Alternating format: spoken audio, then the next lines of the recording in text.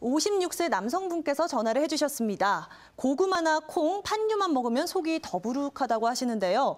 1년 전부터 이 증상이 지속됐다고 하고요. 또 다른 음식은 소화가 잘 된다고 하시네요. 어떤 상황인지 자세히 이야기 나눠보도록 하겠습니다. 시청자님, 안녕하세요. 네, 안녕하십니까. 네, 지금 특정 음식만 드시면 속이 더부룩하다고 하시는데요. 예, 이 예. 음식들 말고는 지금 소화가 잘 되고 계신 건가요? 예. 그렇다면 병원에서 뭐 따로 진단 받아보신 건 없으시고요? 예, 없어요. 진단 받아보신 적 없다고 말씀을 해주셨는데요. 저희가 예. 전문 원장님 지금 바로 연결해 드릴게요. 네.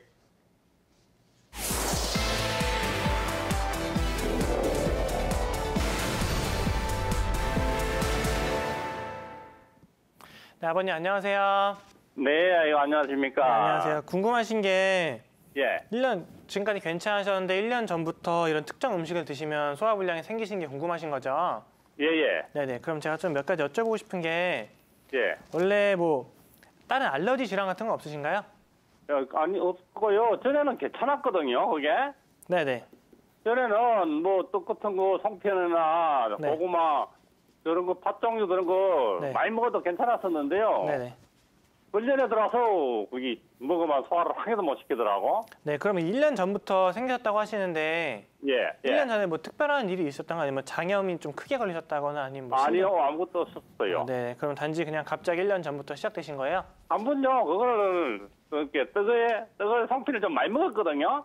한 번, 네네. 예, 배가 고픈 차에 좀 낮게 먹었어요. 그질로부터 그러더라고. 아, 네. 그게, 그 뒤로 좀 그렇게 되신 거예요? 네.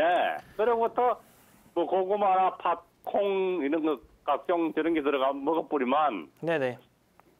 소화를 못 시키고 계속 속이 막 더부룩하게 해가지고, 이게 네. 돼요.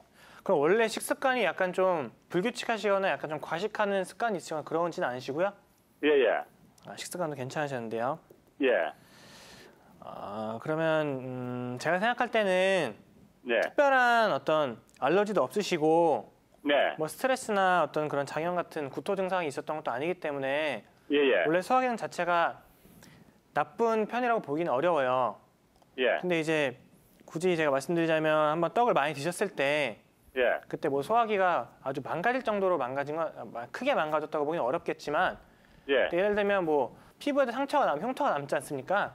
예, 예. 그런 것처럼 소화기 약간의 상처나 어떤 피해가 있었는데 예. 그 약간 채 회복되지 못하고 지속되고 계신 예. 것 같아요. 예를 들면 예. 뭐 예. 보통 한의학적으로 뭐 식적, 담 이런 예. 표현을 쓰는데 예. 그때 턱을 많이 드신 게 이 소화기관 자체 약간 혈류순환이나 림프순환의 정체를 일으킬 수 있습니다. 예, 예. 근데 거기에 이제 해결이 돼야 되는데 그게 자꾸 막은 상태가 유지가 되고 있으면 예. 이제 꼭 특정 음식이라고 말씀하셨는데 이제 어떤 음식들이냐면 말씀 들어보니까 고구마나 팥 이런 거잖아요. 예, 밥. 네. 하고 이제 아이스크림도 밥 많이 들은 거 있잖아요. 네네. 그런 것도 먹어도 그래요. 네, 그렇죠. 그 왜 그러냐면은 고구마가 보통 드시면 이 뒤로 가스가 많이 나오지 않습니까?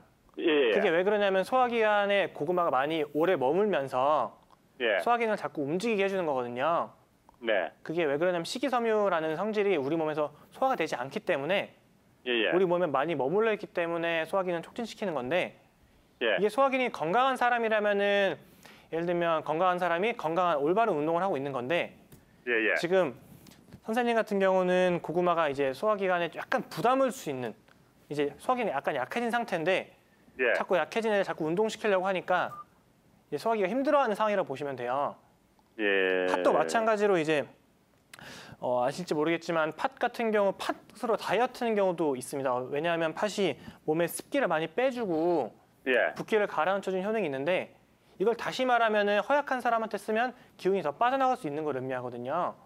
네. 그래서 약간 지금 특정 음식을 말씀드리신 게 전반적으로 소화 기능에 약간 무리를 줄 수 있는 약하신 상태라면 무리를 줄 수 있는 그런 음식으로 예. 구성되었기 때문에 지금 그때 1년 전에 발생하신 1년 전에 그 떡을 맞고 좀 체하신 더부룩한 그 증상 예, 예. 그때 그 약간 남아있는 그 순환의 정체가 예. 아직까지 이어지고 있고 그게 그 특정 음식 때 지금 가지고 계신 소화 기능의 그 능력보다 네. 조금 더 과한 음식을 드셨을 때 그 임계치를 넘어서 부담을 좀 드리고 있는 거라고 생각이 됩니다. 오뎅도 먹어도 그렇거든요. 오뎅 역시 이제 소화가 잘 되는 음식은 아니지 않습니까? 예, 예. 네, 그래서 그런 걸 소화가 일반적으로 소화가 잘 안 되는 음식들, 예를 들면 뭐 밀가루, 빵, 예, 떡, 라면 예. 이런 걸 보시면 예, 이런 걸 보시면 소화기가 열심히 움직여줘야 애들이 소화가 되는데 예. 그게 안 되는 상황이다 보니까 그런 종류를 드시면 소화 불량 증상이 생길 수 있다고 생각이 됩니다.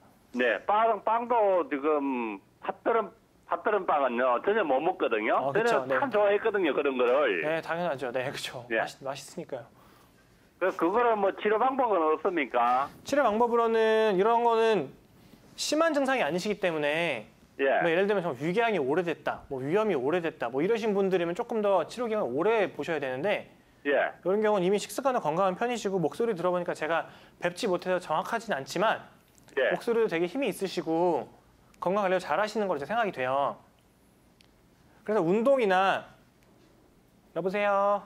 네, 그래서 운동도 좋고 한의원 가셔서 한약 치료도 받아보시고 침 치료도 역시 도움이 되고 마찬가지로 이렇게 소화 기능이 안 좋은 경우라면 꼭 식사하신 후에 10분에서 15분 정도 꼭 걸어주시는 게 이 약해진 소화기관을 도와줘서 더 소화를 유리하게 이끌 수 있습니다.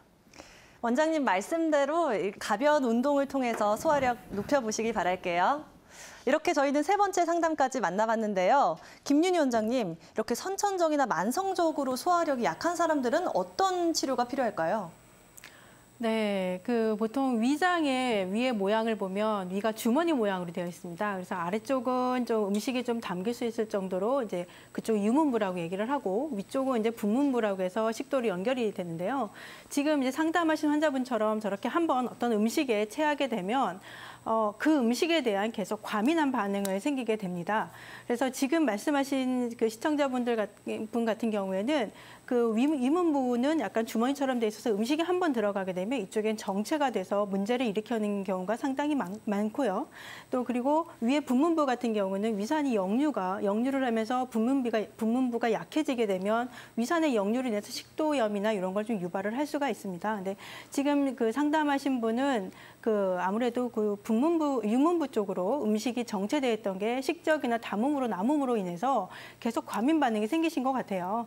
근데 이게 이제 한번 이런 증상이 생기면 계속 재발하는 것처럼 느껴지시는데 요거는 한 번만 풀어주시면 그 다음에는 이런 문제 없이 그런 콩류라든지 팥류라든지 밀가루 음식 아니면 고구마 같은 걸 드신다고 해도 문제가 없을 정도로 치료가 가능합니다.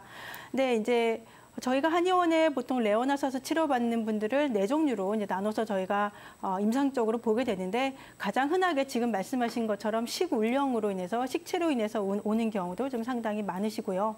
근데 위한혈이라고 그래서 위장이 너무 차서 환자분이 느낄 때는 좀 배가 좀 차다, 배가 싸늘하다, 아니면 찬 음식을 먹었을 때 복통을 일으키거나 설사를 일으키는 이런 위장이 차신 분들, 무조건 찬 음식은 주의를 하셔야 되죠, 체질적으로.